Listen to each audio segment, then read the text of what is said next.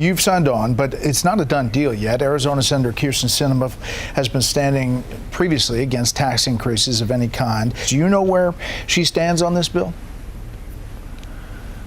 I really don't. You know, she's a dear friend of mine, and we work very close together. She has an awful lot in this bill. You didn't bring her in on the decision.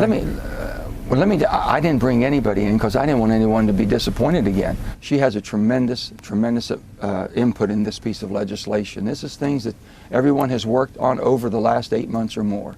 And she basically insisted that no tax increases. We've done that. She was also very instrumental in making sure that we had drug prices that Medicare could compete. When we made our tax reform in 2017, what we did is we said if a business takes its profit and invests it back in its business in the form of capital investment, new equipment, new plant, expanding their capacity, then we said you'd be able to deduct the cost of that in the year in which you incur the cost.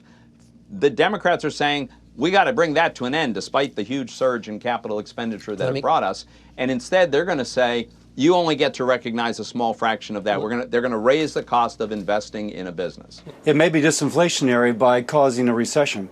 They're interjecting an incredible amount of uncertainty into the economy just as we entered a recession, number one.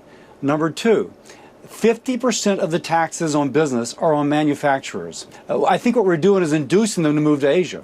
You can have a disinflationary program by causing a recession. I think this is going to lead to a worse recession. This is a piece of legislation that's an investment. We've taken $3.5 trillion in spending that was aspirational spending that my colleagues wanted to do on the Democrat side, and we've taken that down to a $400 billion investment. You've always wanted to basically make sure that we were able to reform permitting. We're doing that.